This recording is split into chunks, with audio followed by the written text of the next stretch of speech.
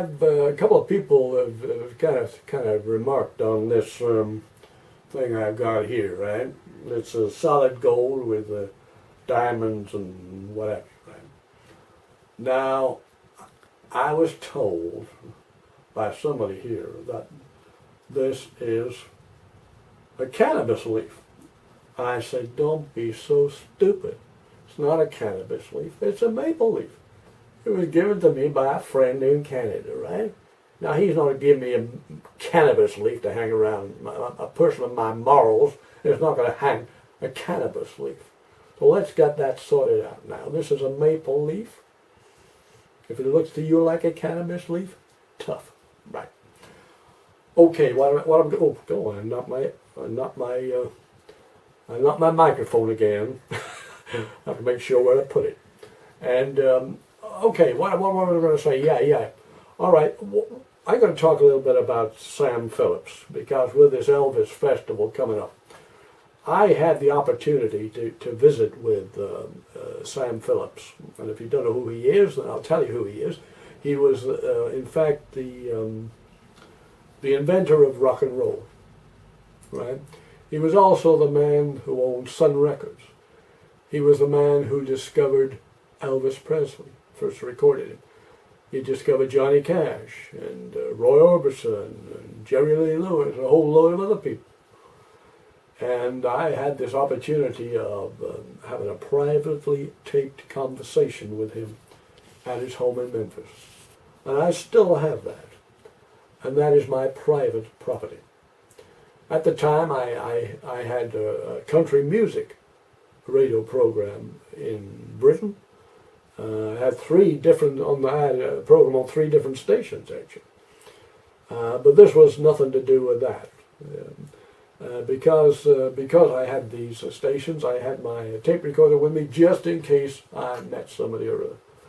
And I did. I met perhaps the most important person in the history of popular music. And that's not me saying it.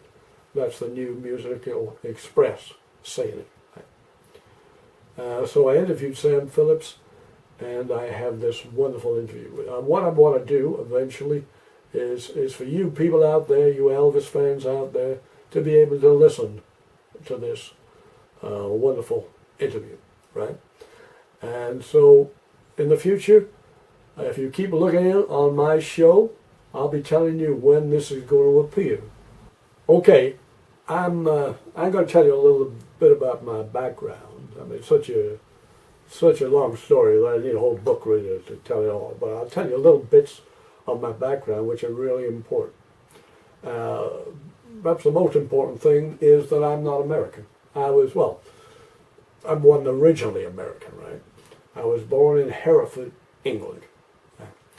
And I went to America because I became obsessed with country music, the real kind of country music, Johnny Cash, Jim Reeves, all that stuff. And I went on one occasion, the first time I went to America was to the Grand Ole Opry celebrations and the disc jockey convention. I won't tell you how long ago that is. It's a long time ago. But I went there and with something called the British Country Music Association. And that was before I became a disc jockey myself. So we went there for the disc jockey convention. And we arrived in the middle of the night in Nashville, about 3 o'clock in the morning. But I'd had a few drinks, and I couldn't wait till the morning to see the Grand Ole Opry. And when I'm talking about the Grand Ole Opry, I'm talking about the Ryman Auditorium, right? The original Grand Ole Opry, where Hank Williams first performed, and everybody else, And that's the Ryman Auditorium. So I got a taxi, 3 o'clock in the morning, went downtown, and went to this red brick kind of religious building, tabernacle, whatever, the Ryman Auditorium, and I kissed the dirty steps of the Ryman Auditorium, because this was the mother church of country music. This was my home. This was my Mecca, if you like, right? And once I had kissed the steps, of the Grand Ole Opry, I went back to bed. Right? I had a few to drink, you know. Anyway, the next morning I woke up and I thought, let's get down there. And this was on the day of the Country Music Awards. And it was on a Saturday. I went down there, and they have these awards once a year. And the president, this particular year, had announced that country music was, or October was to be Country Music Month from then onwards. So anyway, I went down, and the steps were there that I kissed that night before. I walked up there. There was no kind of people on the doors and nothing like that.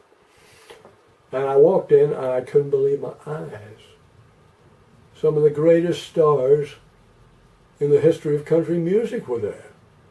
I was there. I had a camera, and perhaps they thought I was press or something. I don't know. I wasn't press. I just really walked in. I was a fan. And I'll tell you some of the people who were there that day. There was Johnny Cash, and he was announcing that October was going to be Country Music Month from then onward.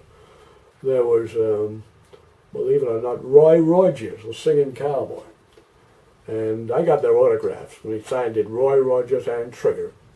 Now, I didn't think that Trigger the horse, I don't know how he managed to sign an autograph, but it said Roy Rogers and Trigger.